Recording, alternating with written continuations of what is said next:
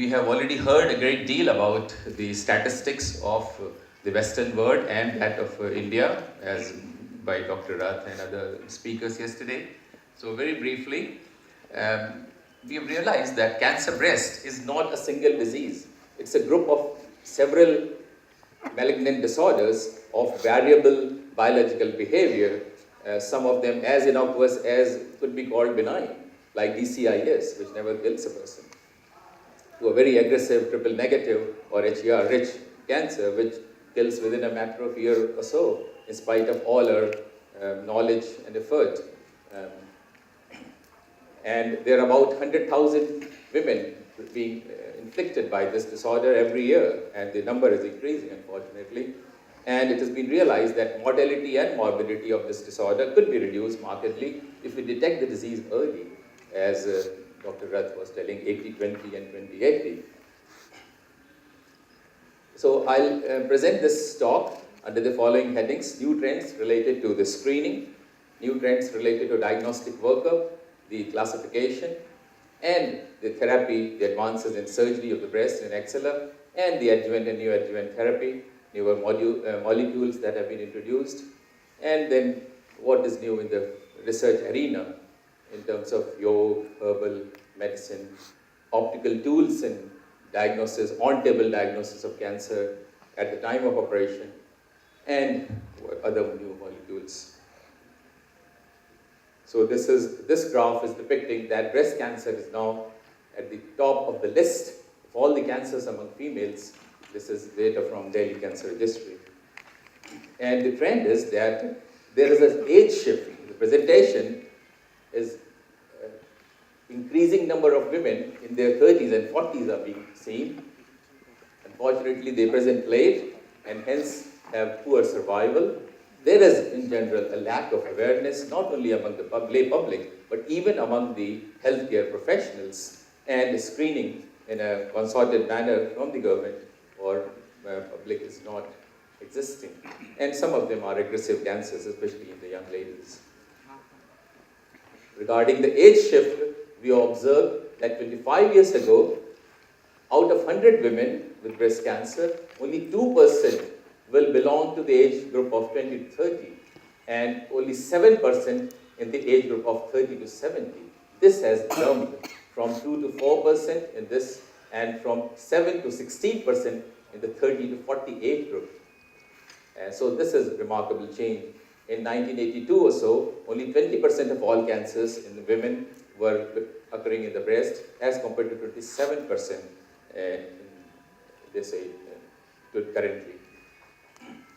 So let's see what's the new trend in the field of screening of the general public. For the last 2 years or so, experts throughout the world have been debating about the current status of mammography-based population-based screening in Europe and America, and it has now been more or less settled, and the American Cancer Society has presented the new guidelines that the mammogram-based screening should be started at age 45, should be done yearly, till age 55, and after 55, it should be done every second year. Clinical breast examination has been advised as a method of population-based screening for countries with low and middle income group. Magnetic resonance screening has been advocated for women who have very high risk because of gene mutation like BRCA mutation or strong family history. And it's recommended that wherever possible we should use the new technology of digital mammography. What are the Indian guidelines? Brainstorming session with the experts from NCI America, with our own NCI, newly constituted NCI with Dr. Rath as chairman, and other experts from Tata Memorial, Dr. Shankar Narayan, and all the experts from India. We had a session about 2 years ago, and I was part of that team, and these guidelines have recently been published in Journal of Cancer Prevention and the Lancet Oncology. And so the recommendations are that we need to increase the awareness among the public by various methods and monitor those cancer education efforts from time to time. Clinical breast examination by a trained nurse or a trained healthcare a person like Asha or Anganwadi worker is recommended starting at age 30 and then performed at yearly intervals. Mammography and MRI are recommended as a national guideline only for women who have very high risk. The new trends in diagnosis are achieved with help of introduction of new technologies like digital mammography, image-guided biopsy, stereotactic and vacuum-assisted biopsies, magnetic resonance imaging, and MR-guided biopsy. So the digital mammography allows good quality recording of mammographic picture, which can be archived very nicely compared to old film-based, which is difficult to store and difficult to compare from the previous films. And it is said to have lower radiation exposure to the lady. Coming to breast MRI, it's indicated for women who have radio-dense breast and where mammographic evaluation is difficult. As part of preoperative imaging, many centers are now using MRI to rule out multicentricity and for all patients undergoing breast conservation surgery. It's also helpful in detecting recurrence in the breast after breast conservation surgery, and for genetically high risk category, again MRI is recommended. And those ladies who have received an implant-based reconstruction, MRI is recommended to detect early recurrence as well as to detect the rupture of the implant. PET-CT is based on Warburg effect, that cancer cells feed on glucose. So we give radioactive glucose with attached to fluorine 18, and this is taken selectively by those cancer cells which are working under high metabolic activity, and this is good for detecting both the tumor at the primary site in the breast, in the axilla, as well as metastatic foci in lungs, liver, brain, and bone. Most breast cancers arise from milk ducts and lobules. Milk ducts and lobules are arranged in the breast like a bunch of grapes. In fact, if you see the book description of breast is called racemose glands. Racemose is a term in botany which means a grape of bunch of grape. So each grape represents the acinus or the alveolus, the milk forming unit, and its stalk represents the ductular system. So we have these major ducts and the minor ducts like a bunch of grape. So the epithelium inside has two layers, the inner luminal layer and the outer basal layer, or the myoepithelial layer, and then covered by a basement membrane. Hyperplastic stimuli like oncogenic stimulus leads to hyperplasia, leading to dysplasia, and then cancer is still confined to within the duct, what we call ductal carcinoma inside too. Then some changes at the molecular level allow these cells to become invasive, and then they break this myoepithelial layer and the basal membrane. We have invasive carcinoma. And this progresses with the onset of angiogenesis, and invasive and metastatic potential is achieved, and then we have a spread to other organs. So based on this new concept of oncogenesis, now we classify breast tumors to a luminal A. They are arising from the luminal cells, and they are rich in receptors on estrogen, progesterone, and they're usually negative for HER. They have very slow behavior, growing, and slow metastatic potential. So they're very good biological tumors. Luminal B, very similar, except the fact that they're also positive for HER, human epidermal growth factor receptor type 2. So you can call them triple positive. They have relatively higher mitotic activity as revealed by Ki67 activity. Then we have the third category, which is primarily arising from the basal layer of the ductal system, and they are often devoid of all these receptors, hence the term triple negative. And they behave in a very aggressive manner and often present in young ladies, often in BRCA mutant women. And then we have the fourth category, HER rich, again having a biologically aggressive behavior. Like most solid tumors, in most patients, breast tumor will grow starting from the ductal-lobular system of the breast parenchyma, progress through the regional lymphatic network to the first echelon of the nodes, what we call sentinel nodes, From there, it will spread in a sequential manner to higher echelon of nodes and then to systemic metastasis. So based on this staging, we have the survival is dropping. So in the stage 0, that is ductal carcinoma in situ or lobular carcinoma in situ, we have nearly 100% survival. So in other words, we are talking of a curable cancer. With the progression of the stage from 1 to 4, we have increase in the death rate, and at stage 4, nearly all women would die by the end of 5 or 6 years. We have observed significant advances in the field of surgery to the breast in the form of previously we were sending our ladies devoid of mammary gland, mastectomy. Now many patients are having breast preservation. Oncoplasty has come in a big way, which helps the breast surgeon to perform tumor excision with a very wide margin and repair the defect created with the help of rearrangement, relocation of the ductolobular tissue and relocation of the nipple areolar complex to achieve good shape and symmetry to the mammary gland. So this lady, presenting with a small outer upper quadrant tumor located here, has undergone oncoplastic repair followed by radiotherapy, sentinel node negative, so she did not get any chemotherapy, and I have seen her last week, 7 years after the surgery, with excellent disease-free survival. We have recently assessed the cosmetic outcome of our women in a prospective cohort manner. It's published in the Indian Journal of Cancer. We can also perform oncoplastic procedure for a larger defect, borrowing tissue from adjacent parts such as the back, the latissimus dorsi flap, or from the tummy in the form of rectus abdominis flap. So volume replacement can also again achieve significant cosmetic outcome. And now we are offering skin and even nipple sparing mastectomy with immediate implant-based reconstruction. So you can't actually make out where is the scar. We have approached the mammary gland from a lateral skin crease incision and preserved the entire skin envelope and even the nipple. And some of these ladies have actually received radiotherapy afterwards with very good results.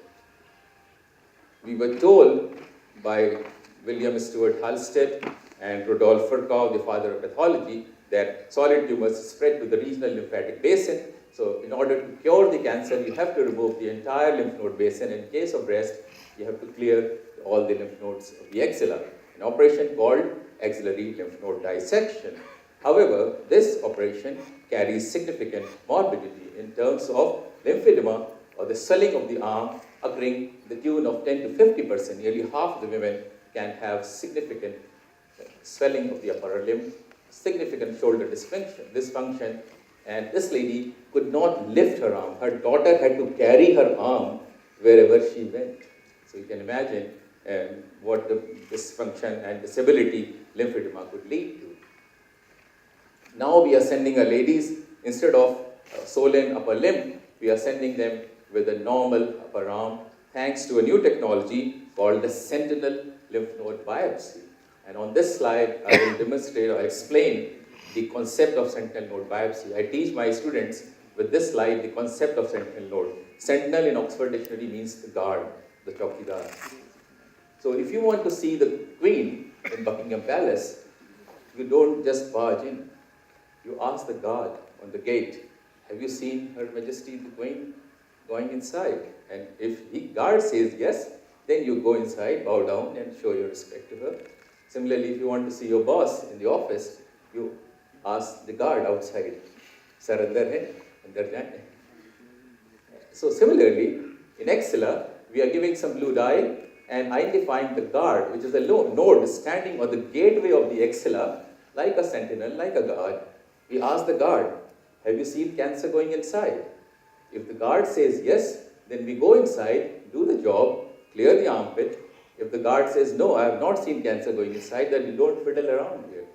So this is, ladies and gentlemen, the concept of sentinel lymph node mapping. Realizing the cost of gamma probe, which is about 20 lakh rupees, and the radioisotope facility, which is present only in 5 government hospitals in the country. I want to year sabbatical at Tata Memorial Hospital, we were pondering as to how to, what's the solution to this problem. So with experts like Dr. Rajen Badwe and Dr. Indril Mitra, which are like, great grandfather in oncology, at least in India. So we came out with a very effective and cheap answer, that is fluorescein-based, fluorescent-guided sentinel node biopsy.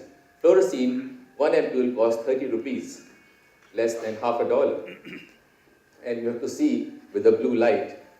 Again, that blue torch costs 100 rupees. So with this cheap technology, you inject the fluorescein near the areola and the nipple, and in 5 minutes' time, you find highly fluorescent lymphatics and the lymph node. And based on this technology, we have carried out a joint project between Tata Memorial and All India Institute of Medical Sciences, and we found that out of 76 patients operated in this manner, where we combined all three tracers, the standard, the methylene blue, the isotope, technetium sulfur colloid, and the fluorescein, we found that very highest, in fact, highest identification was obtained with fluorescent guide.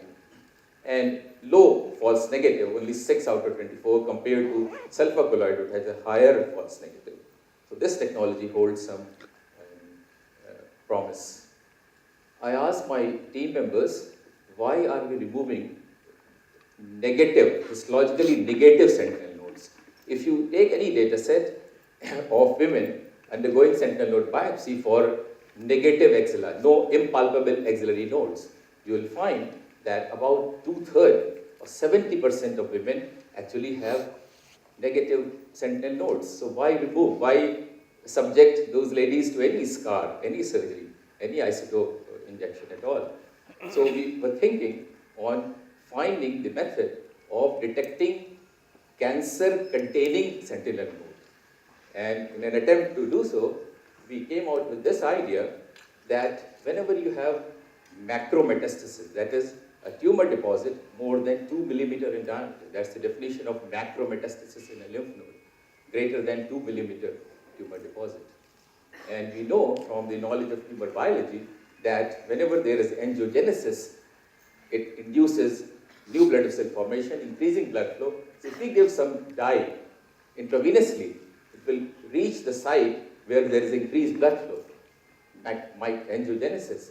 And we could demonstrate these in a small preliminary study. We found that most of these metastatic tumor-containing lymph nodes actually, when shown by this blue light, had highly fluorescent activity compared to most of the normal lymph nodes which did not have fluorescence. So this again can hold promise for the future research. Quickly go through the new trends in radiotherapy. Now radiotherapists are giving partial breast radiation, what is called ABPI, accelerated partial breast radiation. We have new molecules like trastuzumab, mTOR and so on. The list is endless. New drugs like anthracycline and taxanes have improved survival and reduced recurrence in number of women. And we have newer endocrine manipulation molecules such as aromatase inhibitors. New research, we are recently involved in these detection of sentinel nodes and examining these nodes with newer methods like interference microscopy and fluorescent microscopy. We're also engaged in some herbal research to improve the quality of life of these women with advanced breast cancer using some herbal products like Maharshi Amrit Kalash, which is like Chyawanprash. It's a mixture of 50 jodi booty and a rich source of antioxidants. And cannabis.